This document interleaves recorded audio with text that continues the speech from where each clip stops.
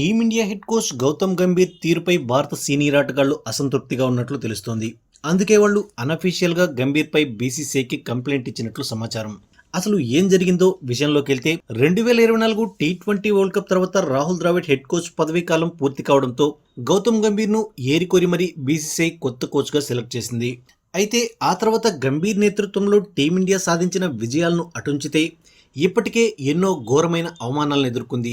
ముఖ్యంగా టెస్టుల్లో సొంత గడ్డపై న్యూజిలాండ్, సౌత్ ఆఫ్రికా చేతుల్లో వైట్ వాష్ కు గురి కావడం భారత్ కు తీరని అవమానం.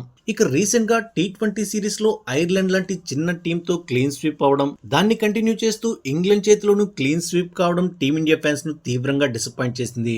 అయితే టీమిండియా ఇలా అవమానకర రీతిలో ఓటమి పాలైనప్పుడు గంభీర్ ఆ తప్పును ఆటగాళ్లు లేదంటే సహాయక సిబ్బందిపై నెట్టేస్తున్నాడనే భావన టీం ప్లేయర్స్ లో ఉందని సమాచారం. ఏ ఒక్క ఓటమికి కూడా గంభీర్ బాధ్యత వహించకుండా తప్పంతా తమపైనే నెట్టేయడాన్ని కొంతమంది సీనియర్ ఆటగాళ్లు కూడా జీర్ణించుకోలేకపోతున్నట్లు తెలుస్తోంది. దాంతో ఈ విషయం గురించి బీసీసీఐ అఫెక్స్ సభ్యులకు కొందరు సీనియర్ ప్లేయర్స్ అనఫీషియల్ గా కంప్లైంట్ చేసినట్టు క్రిక్ బ్లాగర్ పేర్కొంది. ఈ విషయం గురించి బీసీసీఐ వర్గాలు క్రిక్ బ్లాగర్ తో మాట్లాడుతూ గంభీర్ కోచింగ్ శైలి, అతడి తీరు పట్ల కొంతమంది సీనియర్ క్రికెటర్లు బీసీసీఐ అఫెక్స్ ప్యానెల్ వద్ద తమ అసంతృప్తిని వ్యక్తం చేశారు. అయితే అనధికారికంగానే వారు ఈ ఫిర్యాదు చేశారు. కాబట్టి శ్రీలంక టూర్లో బీసీసీఐ పెద్దలు గంభీర్ పై ఫుల్ ఫోకస్ పెట్టనున్నట్లు వాళ్ళు వివరించారు.